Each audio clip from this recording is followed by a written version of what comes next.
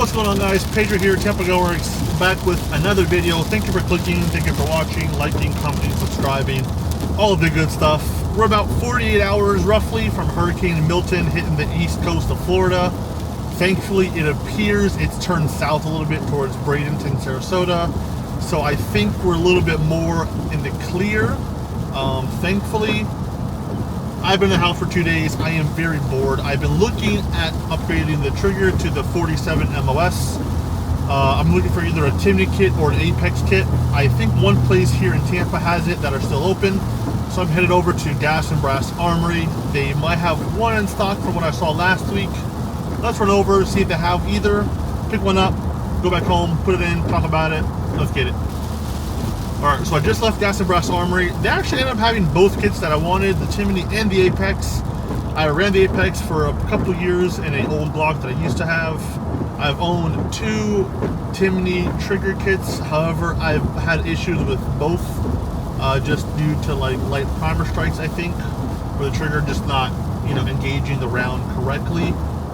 However, even with that said, I did go ahead and pick up the Timney trigger kit for the Gen 5 Glocks. I'm hoping this trigger kit doesn't fail us, especially being a competition trigger.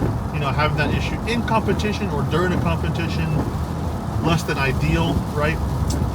So let's go home, put it in, let's talk about it. I also have a Glock 17 with a Johnny Glock's trigger kit in it. So we'll compare the two to give you kind of my perspective on both. I love the Johnny Glock trigger kit overall. All the stuff that they make is phenomenal. Love the guys over there. They're here in Florida. They're local.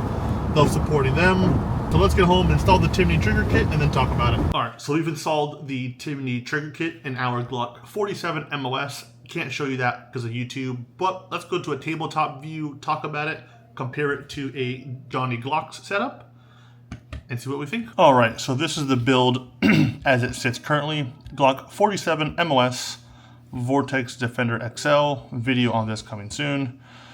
I used some hockey tape because I haven't had time to fully stipple this like we usually do with all our Glocks. I am running a lasered gas pedal that we do. That's kind of built into the frame, helps a ton with your support hand to get that ledge. And then the peak of, or the topic of today's video, the Timney drop-in trigger kit. First impressions, I've had a couple of these actually in the past. They've all given me some kind of issue, unfortunately. They all have essentially light primer strikes. The feel of it's really good. The quality is great. Aluminum shoe, red trigger safety. I'll give you a quick pull here. Let's just double check. This is empty, no magazine, right? Safety first. So here's the pull essentially. So you pull, pull, pull, pull. The wall is there. It's not as crisp as I would like personally, but it is there nonetheless. And then a really smooth break all the way through. We'll reset that.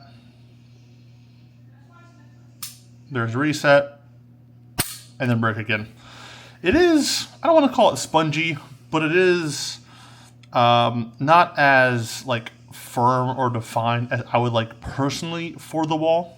It does feel really good, obviously overall, when you're shooting this at like higher speeds. It makes the trigger pull much better than stock. As we all know, these Glock triggers are not the best. I do have, I'll move that to the side for just a second, a Glock 17 Gen 5 here with actually the Johnny Glock trigger kit in it. Let's double check this. This is clear, no magazine, no ammo in the gun. Here's a pull on the Johnny Glocks. Wall, way more defined, which I kind of prefer. The break, much, much heavier. And then here's the reset. And then the break. So it's really personal preference, honestly, between the two. I personally prefer the pull of the Timney. It's a lot smoother all the way through.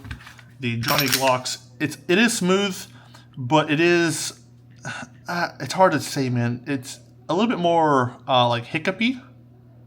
in a sense, and it is significantly heavier. So if you're planning on carrying it, the Timney itself probably isn't the best option. When it comes to the trigger shoes, again, just for comparison's sake, I do like the Timney shoe. The feel, just overall look as well. But if I'm being honest, it does feel at least a little bit thin, in my opinion, compared to other trigger shoes like the stock or even the Johnny Glock trigger shoe. This is much wider, which I kind of prefer the feel, if I'm being honest. So there's some trade-off there, right? You kind of get different things with different trigger kits. Obviously, this is much smoother. The wall isn't as defined, and the feel is, in my opinion, a little bit more premium. But on the Johnny Glocks, you do get a wider shoe. It is heavier. And I believe it's even a little bit more expensive, so personal preference again at that point. This runs $130-ish right before taxes. I believe this is $200, so you know, pick wisely or choose your own preference. They're both phenomenal trigger kits. I love shooting this Gen 5 17. However, the 47 is my current carry gun. Again, I don't know how I'll like this for carrying purposes, because again, it is very light, but the trigger pull in terms of smoothness all the way through, hard to beat. So that's my essentially first opinion on the Timney trigger shoe, at least on this 47. Again, I have some past experiences, not the best. We'll see how this does when we actually go to shoot it at the range. I'm hoping there's no light primer strike issues, so to speak. It's kind of a smooth process.